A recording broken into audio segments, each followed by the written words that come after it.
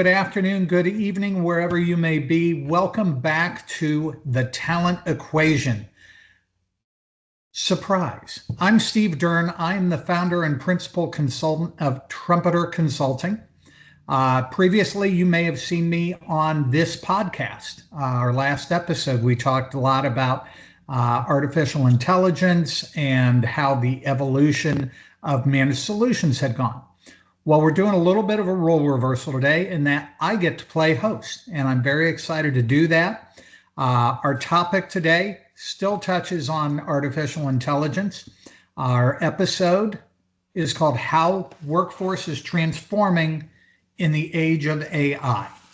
And I think you'll agree it's hard to go anywhere these days without hearing about AI. Every conference, every article, every boardroom conversation seems to revolve around how artificial intelligence is changing our business. And it also means that as it becomes more integrated into the workplace, organizations are having to navigate how they structure their operations. There's ethical responsibilities, data integrity responsibilities, and evolving legal considerations. So that is stuff that we've probably heard about at conferences. I'm excited today to have as our guest the lovely, the talented, and the almighty one, Vice President at Abacus Service Corp, April Szlaga. April, how are you? Good, thanks, Steve. Love the Good. intro, and I'm happy to be having this conversation today. It's such an important topic, and like you said, we cannot get away from it every day.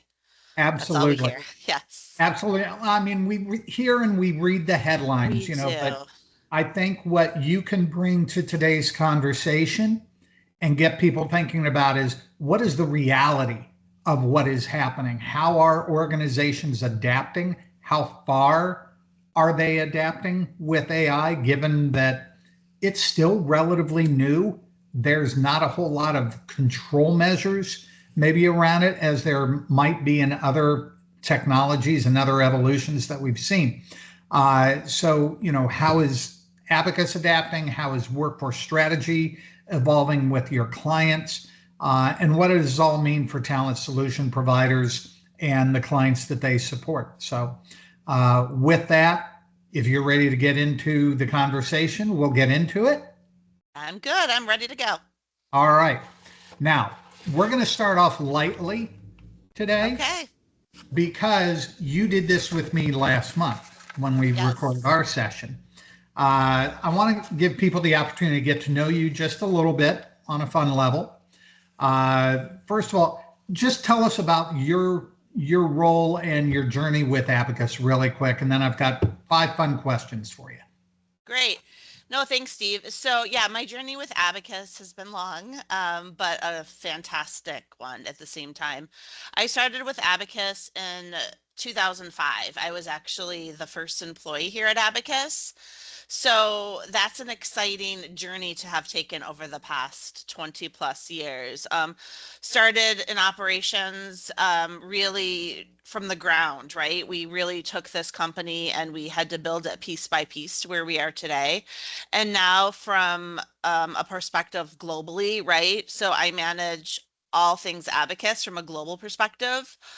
So pretty much everything somehow flows up to me, but at the same time, we do have a lot of great and talented people working here at Abacus to support all of the different groups that we have.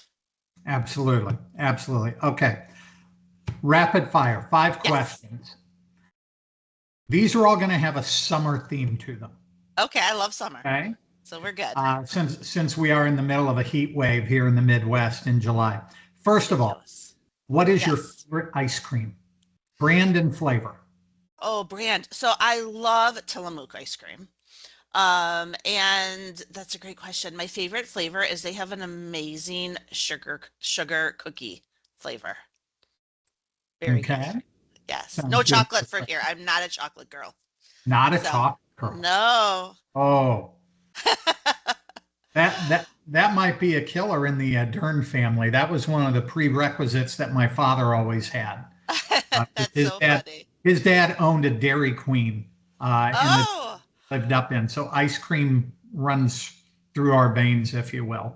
and it's Congrats, very Steve. chocolate based. So, all right. So, with your sugar cookie ice cream by Tillamook, do you want it in a waffle cone, a bowl, a sugar cone, or a pretzel cone? None. None. I like the old-fashioned wafer cones. Like the cake cones? Yes, Oh, so do I. they're So do so I. I'll good. still do pretzel cone, but I love the cake cones. They get just like a little soggy at the end, and then when you eat oh, those to me are perfect.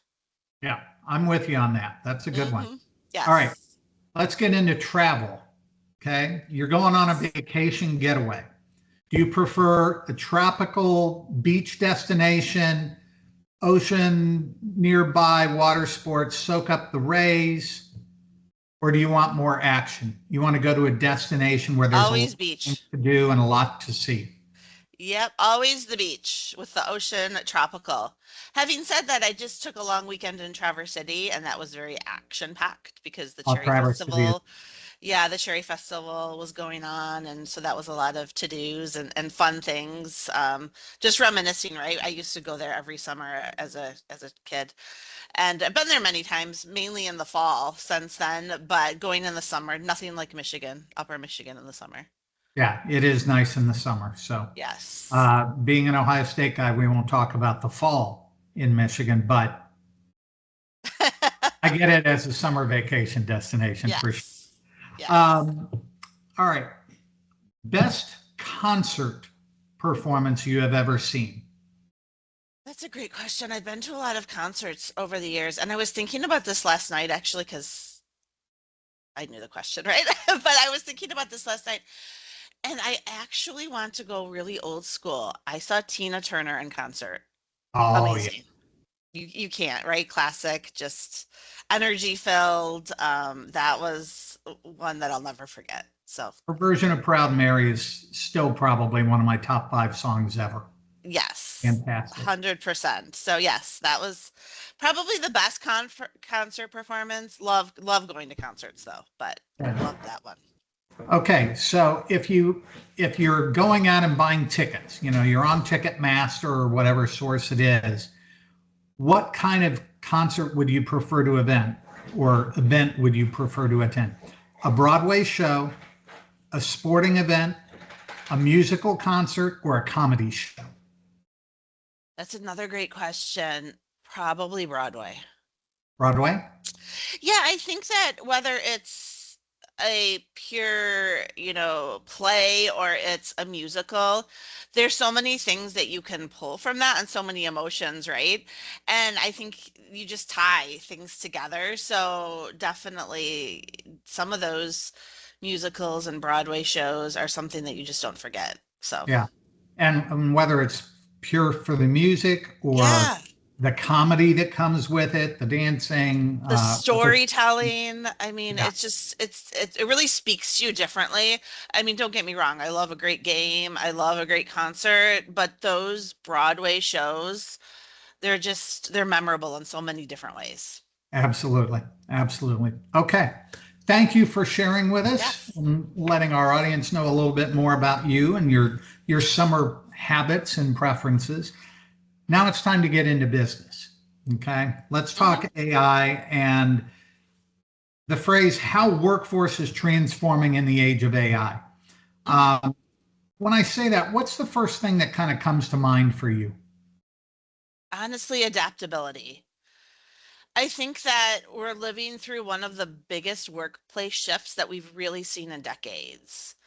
And I think the headlights can be scary for people. AI is replacing everybody, we got to be scared of AI. But I don't think that that's really what this is about. I think it's that organizations really need to rethink work. It's not a question of who does the work, but how it's going to be done. So in the past, right, we've typically said there's an option, there's an employee, there's a contractor, there's an SOW project. How is that going to get done? How are we going to do it using those resources? Now it's a little different. It's, are we going to use a human? Are we going to use AI or a mix of both? And I think in some ways people are not sure, right? How that works long Yeah, term. So it's really looks very different than it did years ago. And I think because we're talking about technology, there's a lot of unknown still that's going on and a lot of discussions still to be had. definitely. I mean, no doubt there's a lot of evolution happening, and it's happening very quickly. Mm-hmm.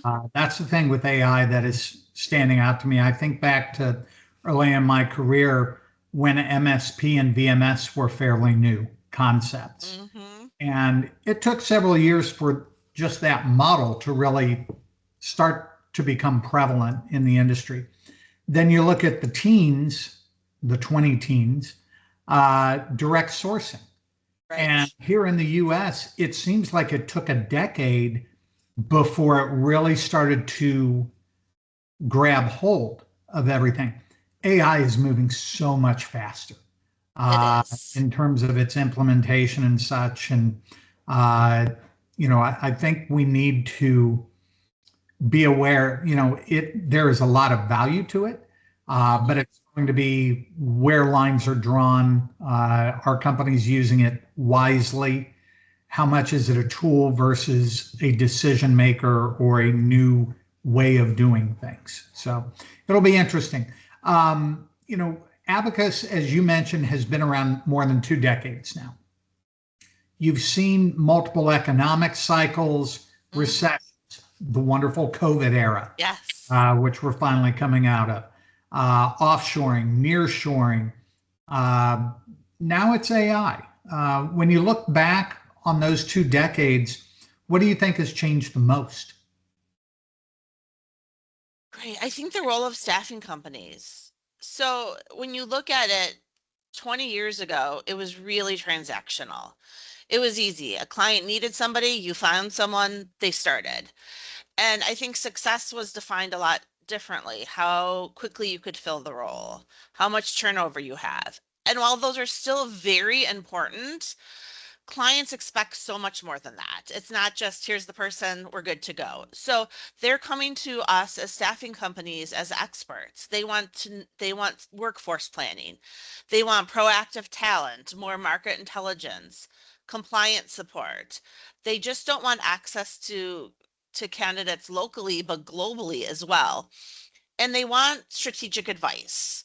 They want a true partner and not just someone who says this. So interesting. I was talking to a client last week about a new opportunity for Abacus, and they mentioned that, they were um, going to recommend Abacus for this opportunity, but there's a part of it that we actually don't do that type of staffing. And we were talking, and she's like, "Do you know anybody that does?" Actually, she didn't let me step back. She didn't ask that. I actually said, I think I know a company that does that, that I actually can speak to. I have a few people that I can reach out to, and I can actually recommend somebody. And she said that's what a real partner does. So many companies in the staffing world just prefer to throw out this word partner, but they really don't understand what true partner is. And that's where you can see the conversation evolve to can you fill the role to can you help us solve this workforce challenge? Yeah, yeah, absolutely agree. And it's interesting because I think people think of staffing firms and they think resume matching. Find me a body that Yeah, checks no. off the scorecard against these required and nice to have skills. It's not that anymore because the industry has evolved. Our clients' understanding of contingent workforce management has evolved as well. And to your point, it's so much bigger than that if you're going to last. 100%, 100%. You talk about the resume matching, and I think that is a big misconception in the industry that that's all we do is we match the resume to the job order. And I wish it was that simple, right? Yeah, There's so much that go into it, because we have to look at what the culture is, what the candidate wants. I mean, the candidates are pickier than ever. They know what they want and they are not going to bend even an inch anymore. So I think that there's a lot of misconceptions about what we do. Another great example is, Steve, you and I, we travel a lot, and we always are getting in Ubers, and Uber drivers, right, are often friendly and ask, "Oh, what are you in town for?" Yeah. And I always give a typical answer, "Oh, I'm in staffing." And they always say, "Oh, HR." And I always say, well, kind of, right? Because, explaining staffing to somebody or staffing company to somebody who's not in staffing, HR is probably the easiest way to do it. But again, right, that's your misconception. Staffing isn't just HR, right? It's so many aspects of this, and that's where misconceptions come into place. But that same Uber driver, by the end of the conversation, always is asking, "So can you find me a job?" Right? Yeah. So it's, by the end of the conversation, we get there. Yeah. No doubt. And the job we may find them, they may not be able to keep driving that Tesla that they're Ubering us around Yes, in. So 100%. always a challenge there. So talk to me a little bit about Abacus. Let's bring this home a little bit. What have you done to kind of meet the evolved expectations of the clients who are looking for more than just that body shop to match resumes and send people over? Yeah, so we're helping organizations trying to rethink workforce strategy, their contingent labor program, offshore delivery models, skill shortages. And really, I think right now, the main question, how AI fits into all of that. So as a company, we're investing a lot in AI. And that comes from sourcing, from AI recruiters. We're really looking at data analytics so we can help our clients have better visibility into performance and trends. And a lot of our clients also have that on their end too. But Mhm. it's really bringing it all together. So, we're also expanding SOW capabilities, really around cybersecurity, compliance, technology integrations, all of those things that are coming out of the AI. Things change. The compliance, what as a company we have to do to protect data? Like I mentioned already, we're investing in sourcing, AI recruiters so that we can source talent faster, more effectively. And we found that through that, AI is helping our recruiters identify candidates faster. We're finding passive candidates. We're able to automate repetitive tasks that previously we'd have to send individual emails out, you'd have to type them up. Now that can happen automatically and really improving candidate engagement. We're using that to help our clients make smarter hiring decisions, right? With the market data, with being able to touch more things faster. But having said all of that, we cannot lose sight of the human element because really relationships and our expertise on those relationships really still drive the outcomes. So while our focus here at Abacus has always been about staying ahead of where the workforce is going and helping our clients do the same, I don't want to ever lose that sight of what the core part of staffing is. And it's really about relationships and talking and the human element. Absolutely. Absolutely agree. Um, so you talked about AI and the way that you are incorporating it in with Abacus, with your recruiting processes and teams, et cetera. Want to ask you kind of a George Jetson question, if you will, if I can channel my Saturday morning cartoon kid fan here. Should we sing the song? Oh, we can't. I can't sing that I high can't sing anymore. either, I but was a the trumpet Meet player. the I was not a Jetsons. singer. Um, AI is about to replace recruiters, sourcers, staffing firms, maybe even half the workforce. Do you buy that line? No. I mean, in theory, right? I think that these companies, a lot of companies, right, especially tech companies, are like, oh, it's going to replace everyone. AI is going to do it all. But I mean, we all see that, right? Steve, we see every day an article, a company's proclaiming that headcount reductions are due to AI. We're going to replace half our workforce. But in reality, really, they're simply getting rid of, I think, low producers and really seeking to upgrade talent.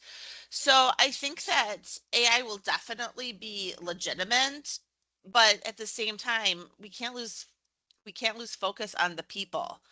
AI can help us be more efficient, 100%. From a recruiting perspective and the staffing company perspective, it can help us with sourcing, scheduling, screening, administrative tasks, those mundane things that really take a lot of time. But hiring is still a human decision. Um, I don't think we'll ever get to the place where AI will have a client tell us, well, AI told me to hire this person, Yeah. right? At least I hope not. Because it's missing that human part of the job. AI is great for level one screenings to really understand, what candidates are looking for. But no candidate, at least with Abacus, I can't speak to other staffing companies, but no candidate will ever be submitted to a client without a human live recruiter. So for me, I don't see it replacing recruiters. I just see it making recruiters better at what they do and focusing more on talking to candidates, candidate experiences, more of what's important and less about those mundane tasks that eat up all of our time. Yeah. No, I agree. I'm a fan of AI as a Mhm. tool. It's a tool in the toolbox, but we're still dealing 100%. with people's lives. We've got to be careful with how much authority that we grant AI platforms in our businesses, in our decision-making processes, et cetera, because artificial intelligence, the way it works is it learns from us. Right. So if it starts to operate based on bad data sources, based on human biases that we have, then it's going to learn those and incorporate those along the way. And is that necessarily taking us to a better spot overall in our business operations? So I think it's critical that we get those AI implementations done right before we kind of expand the empowerment that we grant to it. Agreed, 100%. We need to use AI to help us, to supplement, but it's more than that, right? And AI isn't the only thing that's a challenge in today's economy, in today's world of staffing. It doesn't solve that indecision because what we see is that there's not really a lack of candidates. I mean, we hear that, right? I think the candidates are there, but organizations are struggling because they're taking too long to make decisions. So that's where technology can help that, right? So we can get to the candidates quicker utilizing AI recruiters. We can, call 100 candidates at once, actually more, it's limitless, right? And then our recruiters can take it from there. But really, it still stems on how long does it take to set up that interview? How Yeah. long does it take to actually make a decision on an offer? So we talk about the speed, how AI can improve that, but it's still humans making that decision to set up the interviews and do all of those things. So even though things are moving faster on one end, we still need to catch up in other areas still, and we can't sit on the good candidates. No, Not in absolutely. this market. Well, and you kind of touched on leading into my next question is, if AI isn't replacing the recruiters, what is changing? And it sounds like the flexibility to move faster through the process, and it becomes very much a productivity play at that point, correct? Yeah, you're right, Steve. That's where we're seeing the biggest impact because recruiters can process things faster, right? Because pre-AI, they were going out and doing all of the sourcing. Then they were making the call, sending the text message, sending emails, doing all of those things. So now AI is giving them candidate matches quicker and they can call the matches a lot faster than they could when they had to go one by one. So we can identify with that the workforce trends quicker. So like I've talked about a few times here, AI is taking care of a lot of those repetitive tasks that used to really consume a recruiter's day. Forget about a recruiter, my day, right? I'm able to utilize AI so that I can focus more on my time on what is really important, which is growing the company. So I think, like we look at the recruiters and they have so much more time in their day. So much time has been freed up to focus on what matters, building those relationships, understanding the client's business, coaching candidates, and making those thoughtful decisions and really making sure we're submitting the top candidates. So, in many ways, AI isn't replacing recruiters and it's not going to replace them, at least at Abacus. It's evolving the role of the recruiter from someone that spends hours managing tasks to someone who really spends more time advising, which is going to then lead to more discussions with our clients about workforce strategies and what we can do to improve and look at all of the different things that we all can come together to achieve. Yeah, and I look at, news broadcasts. The national news broadcasts are very much, here's the headline, here's maybe one little subparagraph under it, and then 45 seconds later, you got to move to the next story. 2 years ago, the conversation about AI was largely, oh my God, it's going to replace jobs. Right. So when you think about how your client organizations have evolved in those last 2 years, how's that conversation changing today? So I think we're not hearing how do we replace employees, right? With AI, that's not the question being asked. It's really, they're asking us, how do we help employees do more meaningful work? Which is the much healthier conversation, because we don't want to scare people. We don't want people sitting here thinking, and we're implementing these AI tools and okay, in 6 months, we're going to get rid of that whole team. Mm-hmm. We really want to have those healthy conversations, and really not just with our clients, but even with our employees, and tell them AI, if deployed effectively, really helps you. It makes you become better at what you do. And so everything that we do on a day-to-day basis can allow us to be more strategic. I mean, we keep talking about that, right? It frees Yeah. up more time. We're getting rid of those repetitive tasks.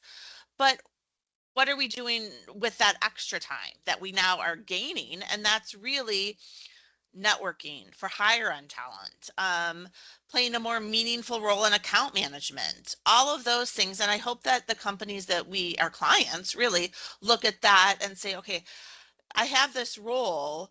What can I do to make it better? How can, AI can take up this portion, but how can I evolve it to help our organization more and be more successful? Yep. Great stuff. Let's shift gears slightly here with AI. That's still our main 2-letter acronym that we'll be talking about for a little bit. But what is the potential impact as companies look at potential offshore and nearshoring strategies? Great question, because as a company who does both onshore and offshore staffing, right, it definitely does affect us too. And I think that AI may reduce the need for some of the lower skill repetitive work that's traditionally maybe been offshored. I don't see it eliminating offshore strategies altogether. I think we'll see an evolution of those roles. So as it takes over routine tasks, the offshore teams will really focus on higher value work that require critical thinking, the specialized expertise and more of a human judgment.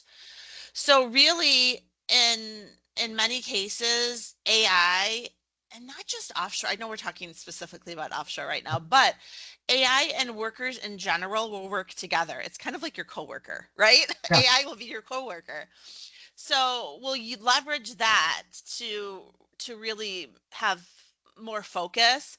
And we can leverage our teams, whether offshore or onshore, to really help manage, validate, support these processes more. So I don't think companies or successful companies are going to view it as AI versus offshore talent. They're really going to find that right balance between technology and people to create the best, scalable and cost-effective workforce model. Okay. Very good. Very good. All right. Now we're going to shift gears a little bit. Hmm. Our 2-word phrase of the moment is workforce transformation. When people hear those 2 words, I think in recent years it's been about remote work. Hmm. We had COVID hit, and suddenly everyone was working at home in their home office wearing shorts and a t-shirt. If they had a sales call, then, they put on the dress shirt and tie and everything. Yep. But it certainly brought a different type of workforce dynamic to the world. Hmm. Zoom and Teams calls were the norm. Travel costs got reduced, etc.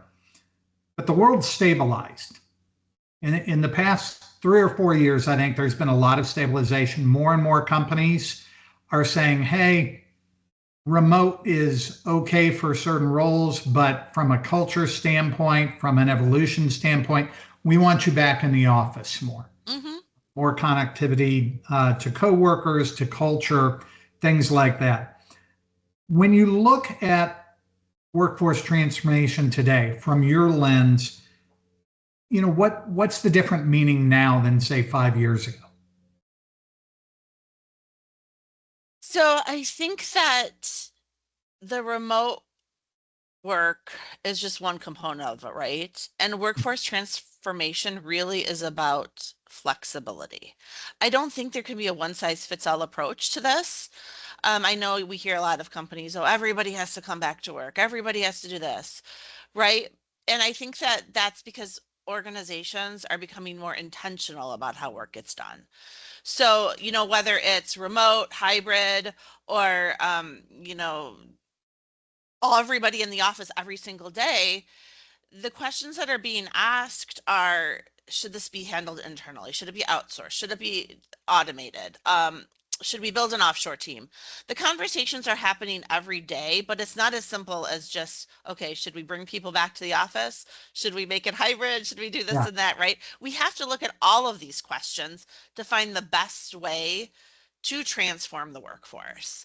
yeah, it's Um, much more of a how scenario. yeah, it is. And I don't think it's as simple as just saying, all right, let's bring everybody back in, because those days I think are gone in a way. Because you do have to ask all of the other questions.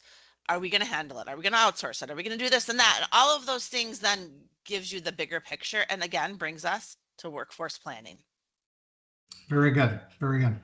Let's move on to offshoring, cost capabilities, et cetera. Many people still associate offshoring with cost savings. Hmm. It's the number one way we can save on the budget. Is that still the primary driver today? I think it's changed a bit.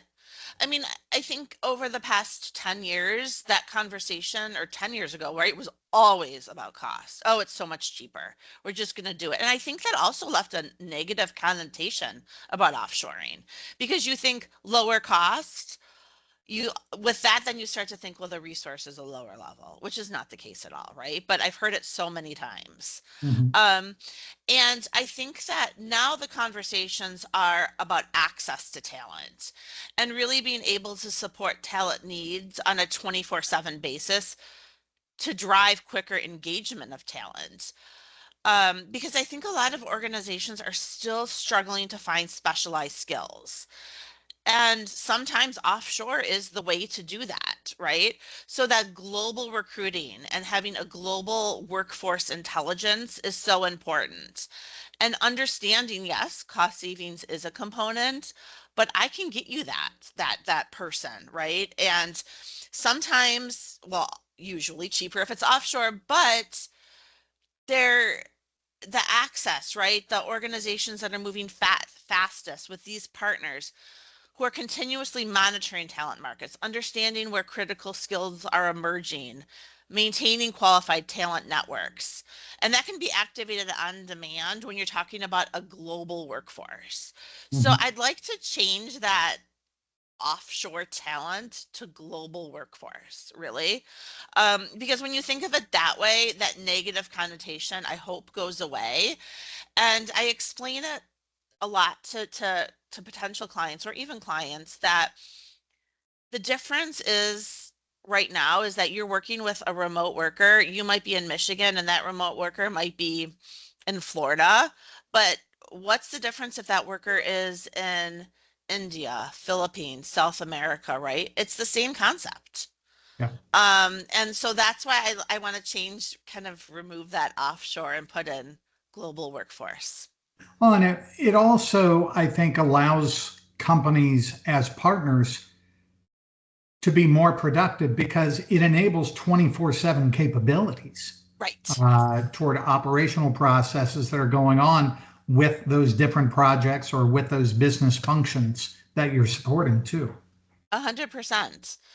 I agree. And we need to look at that, right? We need to be open and have the conversations and get rid of all those negative connotations about offshore Yep, workforces. agreed, agreed. All right. Here's a question that seems to get a lot of play at conferences and in the media these days. Skills gap. Mhm. Do we really have a skills gap today? It sounds like from one of your previous answers, maybe not as much as we thought. Or is it really more around the hiring processes and approach? So I do think it's a bit of both. I mean, there is a shortage in some areas. I just don't necessarily know if it's as big as what we hear. Because I think that organizations create this impossible job description, right? So nowadays we're saying, okay, I want 10 years of experience with a technology that's only existed for 6 years. Yeah, They're not being smart about the job descriptions. They're using old antiquated descriptions and then putting in a new technology and saying, okay, this works. Oh, and don't forget, we want to have this person at an entry level salary too, right? yeah. And So a million times in the MSP world. Absolutely. exactly. You see all of those things. So, well, there is a skill shortage in some area, which I think can be solved from workforce global. I mean, the workforce talent on a global perspective. But I think just improving those job descriptions and really being smart about what we're looking for. They want one person who can do it all, the developer, the architect, the program manager, the analyst, and a team lead all at the same time. But sometimes the challenge isn't the talent, it's the expectations, right? And I think that we see often managers setting really expectations that nobody can meet. I don't know how great you are, you can't meet it. Or it's expectations that are going to turn off the talent and turn off the supply base as well. One of the challenges that I tried to train all of my MSP program teams on doing from a Hmm. supplier perspective, we would get these job descriptions that would say, I want this, that, and the other. These are nice to haves. Well, okay, but in the end, what is the 80/20 principle of Hmm. all this? What is the majority of what you need? Because there's always going to be some degree of we may need to maybe not train the person, but we need to upskill them along the way because they've done something a little bit, but maybe not the way that we do it.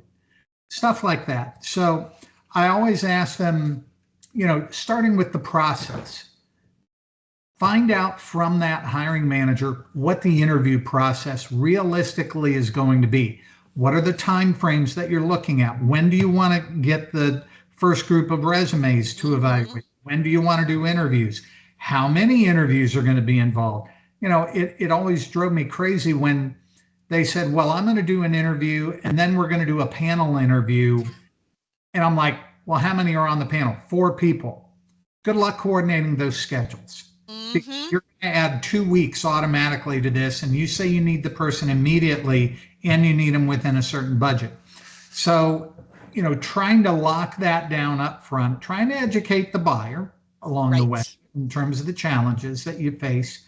But I always thought that was kind of the forgotten part of the job description of the talent consultant or the sourcing consultant on an MSP team who's working with the supply base to identify the candidates along the way. And if it went too long, if it was too complex, they lost a lot of good talent along the way. Yeah, you're right, Steve, because the talent, they're just not sitting there waiting for the next No, not call, right for the now. next job. Not right now. Talent is only available for a limited time because even though we hear jobs are down, there's still jobs, right? And there's still, we're having candidates still having multiple offers and they're demanding, right? because they know that their skill might be a skill that's really competitive in the market.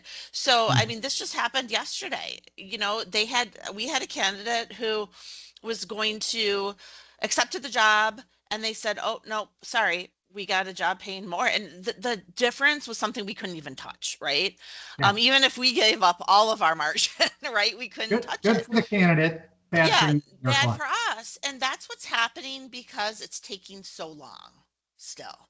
So, I think that's a great point here with AI is that we are speeding our processes up as much as we can in this market, right? We're getting those candidates off faster. We're submitting them faster. But if the hiring managers aren't moving faster, and like you said, you spoke to, a panel interviews are great. I mean, we had one client interview 8 times for one position. Eight. Oh my. You're right. And those candidates, nobody wants to do that anymore. And that was for a temporary role? Yes, yes, Oh Steve. my. Where is the MSP in that role, right? Where are they saying and giving the pushback? I think there's a lot that's still broken here. And as we continue to bring in AI, we have to look at the other side of it too. It's not just the staffing companies that need to talk about this, it's also the end clients as well, and the enterprise clients. Yeah. So we're going to do the Back to the Future part of the game here. You go back 20 years, Abacus probably was going to clients saying, here's what we know, here's what we've learned Hmm. as we've evolved as a business. What are the lessons that still apply today? Yeah, great question because technology change, market change is business models change, right? You talked about direct sourcing. We went from MSP to direct sourcing to, SOW. There's all of these things, right? But bottom line is relationships still matter. Mhm. At the end of the day, this is all about workforce solutions, but it's really about the people. Clients want trusted partners. And again, the word trusted partners is true partners who come with solutions that are just not the same, right? Candidates want transparency. They want updates. They don't want to be in that black hole of staffing that we've heard. And that's where, AI comes into play again too. We can help reduce that. But organizations really want confidence that people are supporting them and understand their business. And we recognize that and we want to deliver that and be a strategic partner. That hasn't changed really. All of those other things can change, we come better technology, better ETS, Yeah. better this, but really it's the people. Well, and I think that even organizations now, it's about being honest with where your true capabilities are sometimes and being able and willing partners for other players who are going to allow you to be better positioned to help solve your clients' challenges.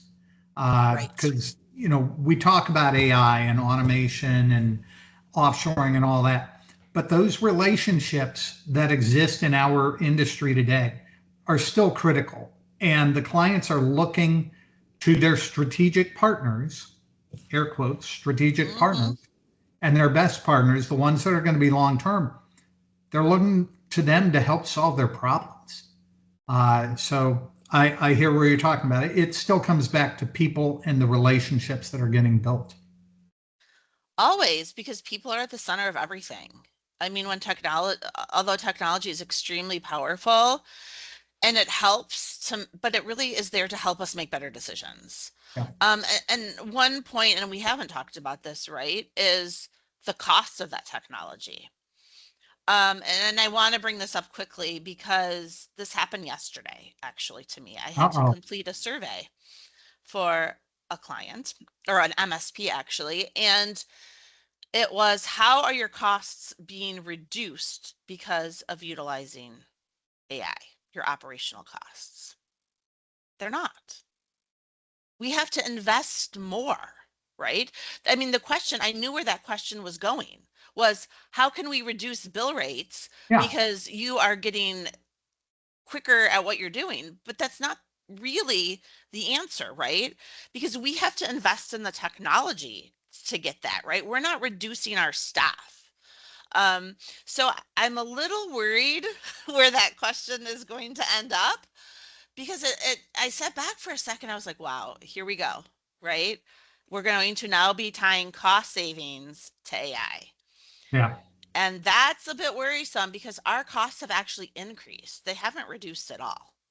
So again, right, that's where technology is great, but we're not getting rid of our people because of this technology. We're just making it better at what we do.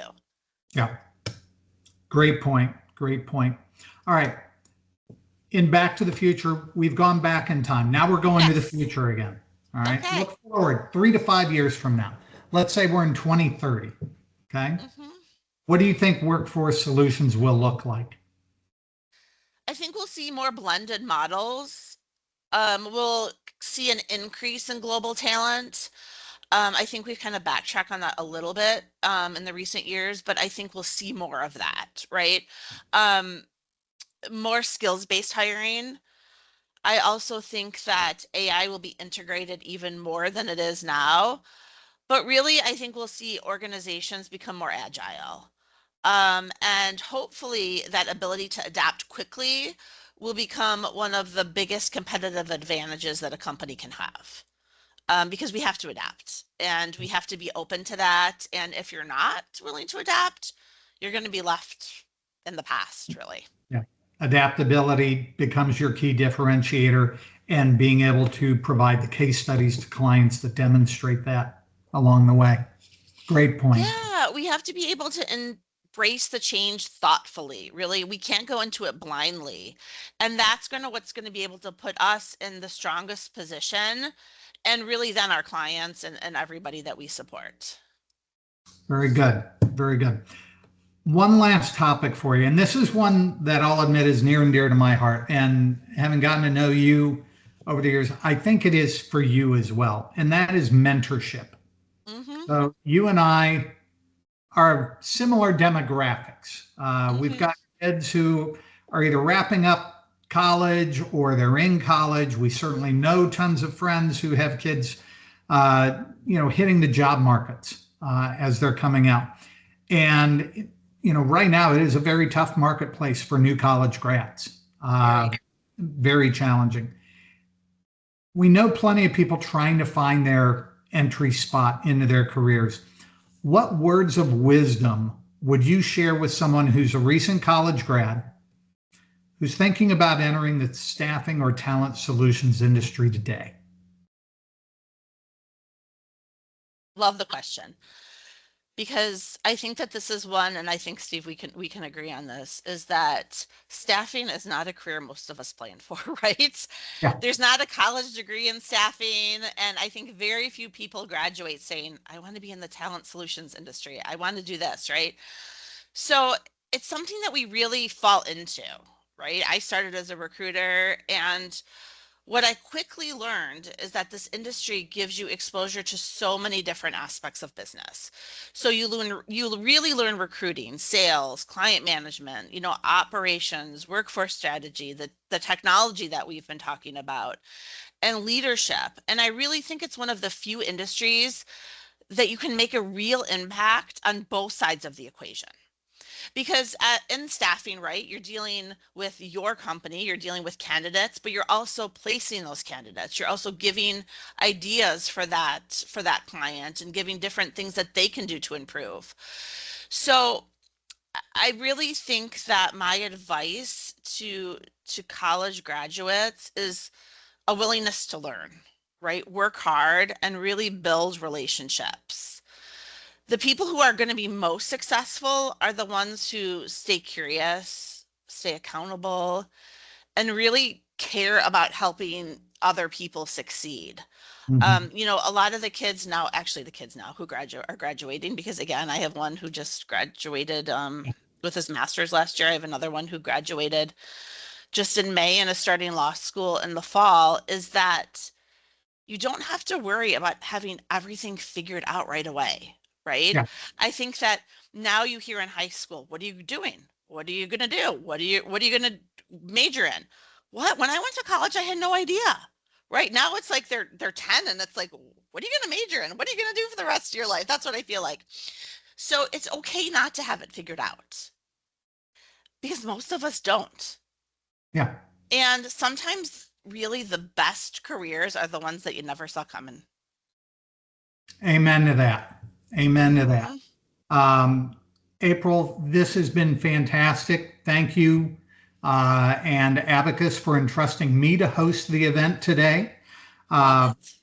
I enjoyed the conversation. We went way beyond AI headlines and in what organizations and talent, Mhm. including future talent that is entering the workforce, what they're experiencing today. Uh, Thank you to everyone listening to the Talent Equation and our episode, How Workforce is Transforming in the Age of AI. If you enjoyed today's discussion, please be sure to subscribe, share the episode with your network and your friends, and follow Abacus Service Corporation for more conversations around workforce strategy, talent solutions, and the future of work. Once again, April Szlaga, thank you so much. We Thank will you, see you Steve. next time on the Talent Equation.